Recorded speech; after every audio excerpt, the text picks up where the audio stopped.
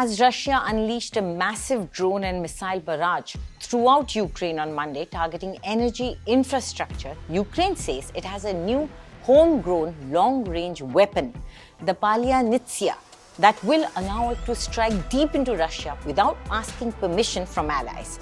At least 3 people were reported killed in Russian strikes and power cuts were reported across Ukraine.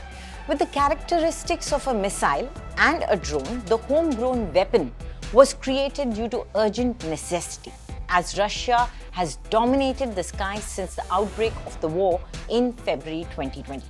This becomes even more significant as Kyiv has been periodically calling on Ukrainian allies to provide Kyiv with long-range weapons and permission to use them on targets inside Russia. But now they might have their own. Ukraine has introduced a grant program for private missile projects, invested in state-owned design bureaus, and deregulated the industry to stimulate innovation. The Palianytsia missile is the first outcome of these efforts.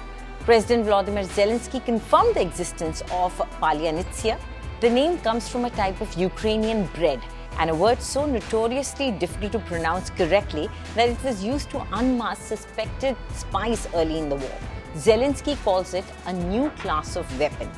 Saturday, which marked Ukraine's 33rd anniversary of independence from the former Soviet Union, also saw the first use of a new weapon, targeting a Russian military installation in the occupied territory, according to the officials, without providing details. Now, the Ukrainian military video hinted that its range is up to 700 kilometers or 430 miles, on par with the US-supplied ATACMS. It showed a map with various airfields, including Russia's Savaslyeka airbase, which lies within that range, adding that the Palianytsia can reach at least 20 Russian airfields. Zelenskyy reported that Ukrainian forces had struck the Russians with a Palianytsia drone missile, a new Ukrainian-made weapon, for the first time on August 24. The United States and other Western allies provide long-range weapons to Ukraine, but restrict it from launching them deep into Russia for fear of escalating the war. Ukraine can target the border regions but wants to go deeper into Russia to target infrastructure.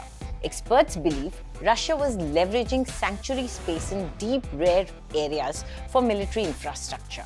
They estimate at least 250 military significant targets in Russia were within range of the ATACMS missile. But currently, restrictions allow Ukraine to strike only 20 of them. Ukraine's next step is to scale up the production of this homegrown Palianytsia. There is no definite information about the range or the current supply. Ukraine's battlefields, in fact, have become a deadly testing lab for new weapons and new adaptations of the old ones. Both Ukrainian and Russian forces have rigged off-the-shelf equipment with explosives and military-grade infrared cameras. Russia has, in fact, retrofitted Soviet-era unguided bombs with GPS harnesses, and Ukraine's underwater drones have crippled Russia's Black Sea fleet. But the new weapon has been a long-term goal of Ukraine. One of the specialists involved in the long-range missile project said to the news agency AFP that it was a completely new development from scratch that began about 18 months ago. The specialist said, "This is not an extension of an old Soviet project. The missile has a solid fuel booster that accelerates it, followed by a jet engine." Ukraine says its inability to fight back against Russian long-range weapons has deadly consequences. Ukraine's commander-in-chief said Russia has launched 9,627 long-range missiles and Ukraine's defense shot down only a quarter of them, and that more than half the Russian targets were civilian. Each missile costs less than 1 million, which is way cheaper than the other missiles, and the military is turning to the private sector to bring down production costs even further.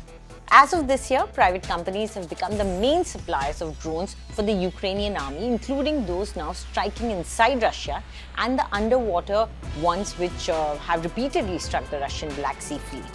Ukraine feels if they have their own weapons like these, they will feel more independent and confident and could possibly gain an upper hand in the war.